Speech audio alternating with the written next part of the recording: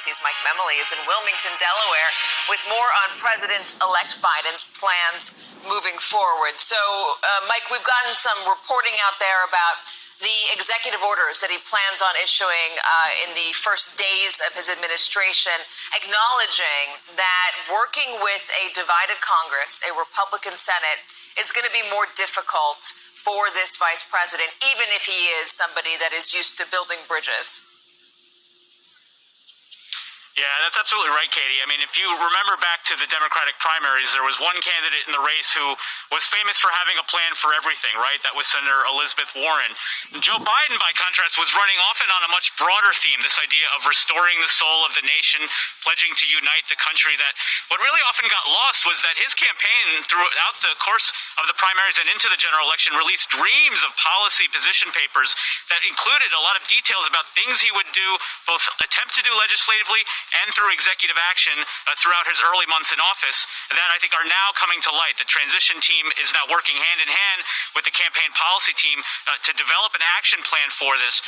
And you heard Joe Biden get a jump start on making some announcements last night, using his victory speech, in fact, to make a policy announcement about this COVID task force that he plans to announce on Monday. The goal of that task force is to take the plans he proposed throughout the campaign and give him an action plan that he can use on day one, on January 20th, to begin tackling the pandemic. But that's just the beginning of a long laundry list for Joe Biden that he wants to achieve, of actions he wants to achieve in office. Let's take a listen to what Simone Sanders had to say as she articulated a number of the other pressing priorities for this administration.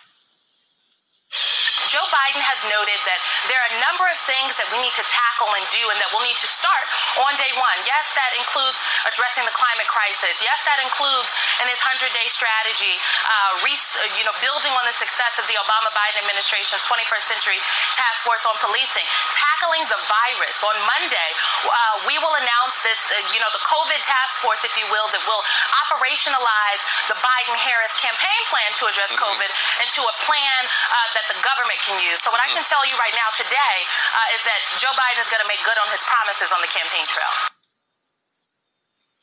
And Katie, you really hit an important point as well, which is that the control of the Senate, the balance of power there, really also has a big role to play in how much Joe Biden can do, both in terms of policy, but also personnel. Think about how many positions he's going to need to be confirmed in the early days of the administration. And so that is going to put a premium on these two special elections in Georgia.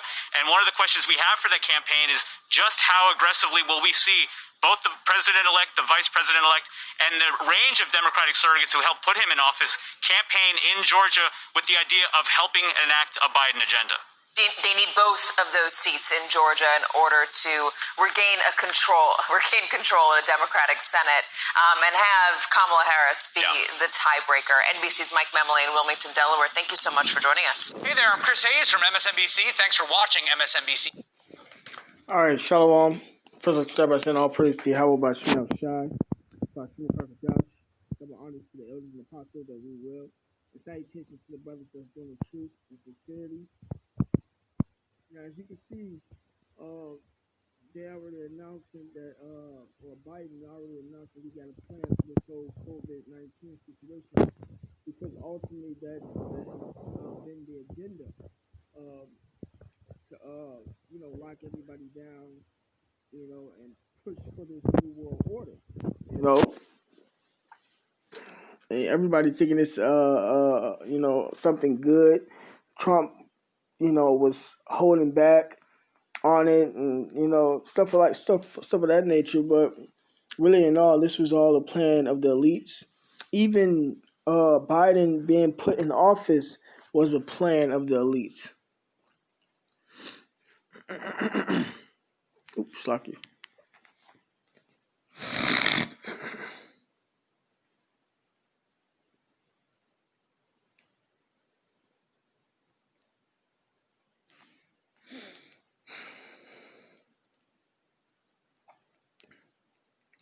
This is Job chapter 5, verse 14. They meet with darkness in the daytime and grope in the noon as in the night.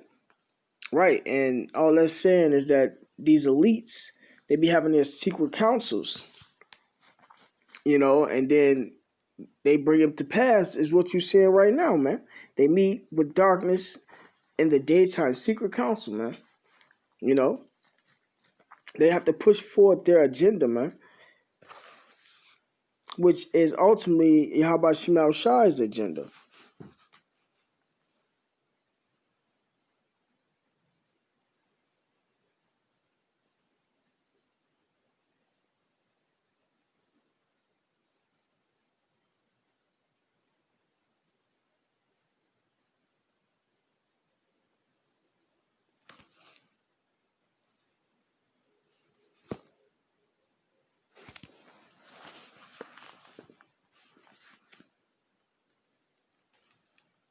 Salakia.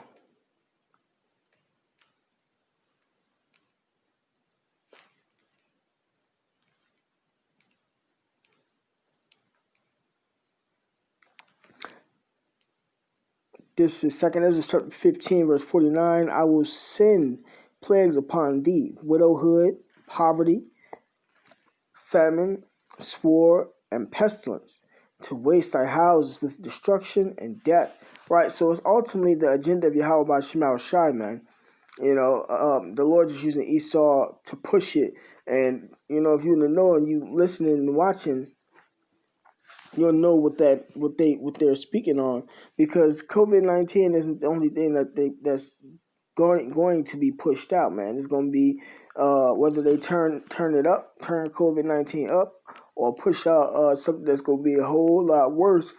In which that's going to happen. That might more likely going to happen too, because it's in the precepts, man.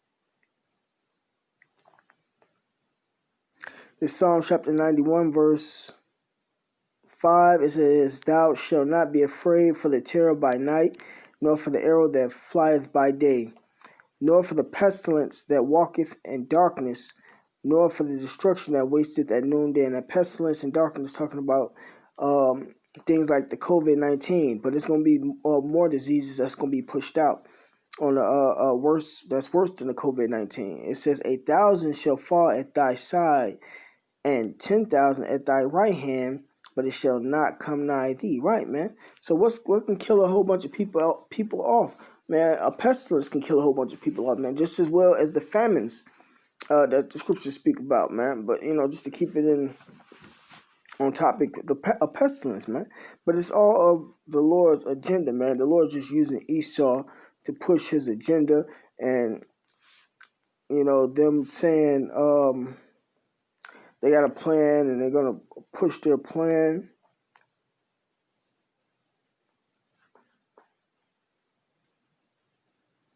It's part of Esau coming down, having great wrath, man. This Revelation chapter 12, verse 12. Therefore rejoice, ye heavens, and ye that dwell in them, talking about you people. You know, live it up, because everybody rejoicing that Biden's in office and everything, and people getting back comfortable, people spending money and stuff like that. You know, it says, woe, meaning destruction to the inhabitants of the earth and of the sea. For the devil is come down unto you, having great wrath, because he knoweth that he hath but a short time. Right? So we're going to see once they fully start to push this agenda, man. You know, but ultimately that's Satan, the devil, Esau, the white man. You know, everybody thinking that he's the savior. That's ultimately him coming down, having great wrath, because he know that he hath but a short time, man. Because the kingdom of heaven, or this world, is going to be took from Esau, you know, starting with the elites, because the elites are the ones at the top, and, you know, they're going to go into slavery, man. And those that are left are going into slavery with them after this destruction, man.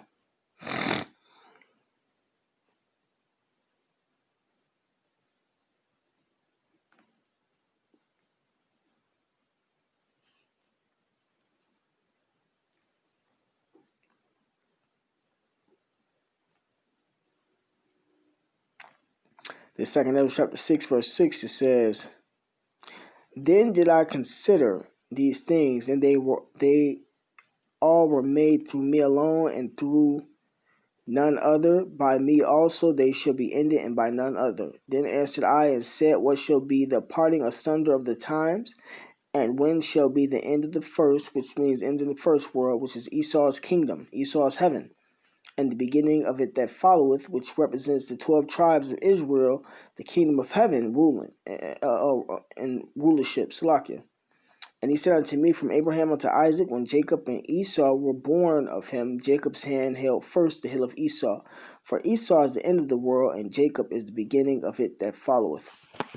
Right, man, and that's the time that we're coming to. So even though that they pushing their agenda and things finna get worse, it's ultimately the ushering in of the kingdom of heaven through the spirit and power of Yahweh Shemel Shai, because Esau is just working for Yahweh Shemel Shai, man. You know. So I don't want to drag it out too much longer. Call all Yahweh Shemel Shai. Double honors to the elders and apostles that we will. And salutations to the brothers that's doing the truth and sincerity. Shalom.